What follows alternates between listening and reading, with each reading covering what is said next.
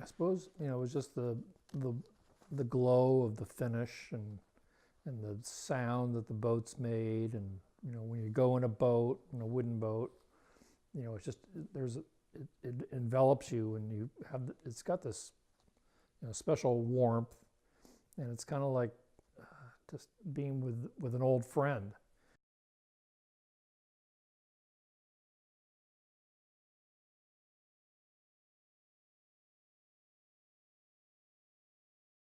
It's the third largest lake in New England. It's the largest lake in New Hampshire by far. It first was used by Native Americans who were using it mostly for fishing.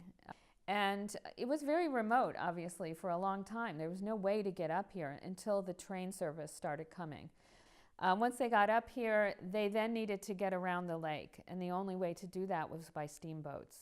And that's when Lake Winnipesaukee developed steamboats that transported not only people from place to place, but also goods. Boats were always important on this lake, and I actually lived at a cottage colony called Wabeek, and the Governor Endicott steamboat used to come to our dock and drop off people who were going to stay at the Hotel Wabeek for all summer. And they'd bring the mail and they'd bring provisions because the roads were so crude back in the day. And Laconia was the nearest port. So this Governor Endicott steamboat would come, across the lake, and that was a big day because the mail would come. And later on they had mail boats, separate mail boats. In fact, one is still running today. It's called the Great Escape. Unlike today, even though people probably thought that the ride was pleasurable, it really was a way to get from point A to point B, so you could go to your cottage or some big grand hotel and spend the summer on the lake. I think the surge in pleasure boating really occurred starting in the 1920s. People were coming up here to watch the races. They had speedboat races, was huge. And there'd be spectators down at the weirs, and the Irwins, which were the big Chris-Craft dealer, they supplied a lot of these boats that were in these races. And you had people building boats, and they'd come and they'd hook up with some great vintage motor, and which is a converted automobile or aircraft engine, and it had ungodly horsepower, and it was it's kind of like all bets were off, as to who could win. And then really after World War II, that's when the explosion occurred. Everybody could have a boat. They were much more affordable. It was much easier to get up here, and property at that time was not expensive on Lake Winnipesaukee. Granted, wooden boats are hard to care for. You have to keep them out of the sun. You have to revarnish them. The planks can rot if you're not, really taking care of the boat properly. So when fiberglass came in, I think that was a real allure for people. It made it even easier to have a boat and maintain it without all the work. So, once fiberglass really took off, wooden boats were relegated to people's garages, people's backyards, the woods, and it really was people like George Johnson who remembered those wooden boats. And in, I think, around the 1980s, or maybe even 70s or 80s, he thought, along with others, well, let's start restoring these beautiful old boats. George Johnson was the world's largest unauthorized Chris-Craft dealer of used wooden Chris-Crafts and all boats. He had Garwoods, he had Hackercrafts, he had Fay and Bones, whatever. He had all these different boats. In fact, he had a lot of them right in his yard. And the guy probably sold 50,000 speedboats without exaggerating. And so more and more people started rescuing them from barns and restoring them and putting them out on the lake. And so that's really where that resurgence of and love for wooden boats came back as a hobby, and that's why we're here today.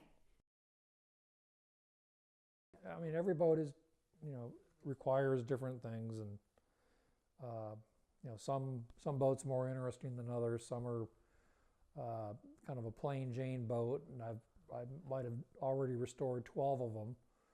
In fact, I always said I will never do another 22-foot Chris Craft Sportsman again, because that was Chris Craft's most popular boat. And they're actually a difficult boat to restore. Everything's all exposed, and it's a lot of finish work on the inside that has a lot of corners, and corners are always tough. So anyway, they're all different. That's the main thing. And you never know. I mean, you go to do a 15-minute job and it takes a half an hour or 45 minutes, and you know, sometimes you're looking for some part, and sometimes we have to make parts, or I have to have parts custom fabricated for these boats. And so, you know, you got to go to the machinist and you have to explain it to them or draw it out. You know, we have fuel tanks made. You got to show how you need them to be made. And then we do a lot of bottoms, because eventually the boats, the bottoms give out, and it's always the weakest link, and it's kind of the most you know, unglamorous part of the boat to have to do, you know, because the people, they get it back and it looks the same as it did, but it's nice because it doesn't leak and you don't have to worry about it sinking on you, and you know, you're going out and it's safe. But you know, we did this bottom here, and we took it apart, and we found, I don't have the capacity to x-ray the boats. And people say, well, what's it going to cost? And I say, well, I can only give you the cost on what the bottom itself is going to take, because I've done hundreds of them. So I have that down to kind of a finite science by whichever method I'm going to use and what the length of the boat is. But then we have the add-ons. We take the bottom off, and then all of a sudden we find these problems. And it might be, you know, it needs all new frames. It might be it needs all new frames and a keel. It needs all new frames and a chine, which is underneath this outer spray rail here. That's the main side support between the bottom of the boat and the side of the boat. So we never know until we take it apart what we're going to find. It can be hair-raising. One time we went out and we get just beyond Sewell Point, and there's 5-foot rollers coming down the lake. And I had looked at the weather forecast, and it wasn't supposed to be 5-foot rollers, but the weather was going to get worse and worse every day. And I had to winterize this boat because it was getting colder. Actually, the guy has 2 boats. And that, you know, that would have been a disaster. I mean, if we'd frozen two engines up, they'd, you know, crack and have to be replaced. So we got out there, and while we're out there, the spray is coming over this guy's breakwater, and my guy Evan, he's like, Phil, we gotta hurry this up and get the heck out of here. I said, I know, we're going as fast as we can, Evan. So you know, we had to change the oil and lift the boats up and block them up underneath and lower them back down and onto their cradles and cover the boats. And you know, with 2 boats, it takes like 3-4 hours. So we're out there and it's just getting windier and windier. So we go back, and we're in my little 20-foot boat that's actually like a race boat. It's got low freeboard sides, and we, you know, these rollers. It's like every 3rd wave is a big one. You get 2, like, say 3-footers, and you'll get 1 5-footer. Well, that just slams the side of the boat and comes up and makes a spray, and then the wind just drives it right into your face and into your lap. So it was a real fun ride getting back. Luckily, we didn't sink, or, you know, the bilge pump, I'm sure, was going pretty heavy, but we did make it back. And Evan said, Phil, can you call them up and make sure that we can do that like in September instead of November? So the guy's been pretty good about that since.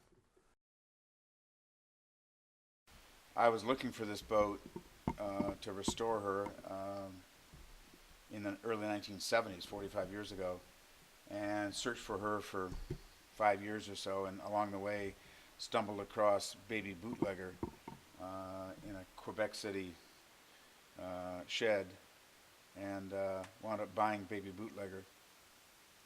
And 15 years later, I wound up acquiring the plans for IMSHI, and wound up, when I sold Baby Bootlegger, I built this boat, and people ask me if I miss Baby Bootlegger, and I tell them, yeah, sure. This is a magnificent boat, and has never disappointed me.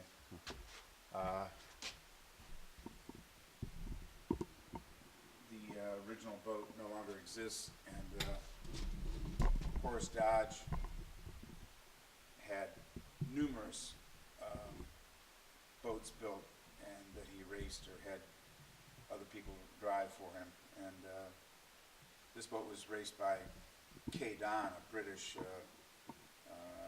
Brooklands race car driver, that real famous British pilot. And it won the Gold Cup in Lake George, New York in 1936. And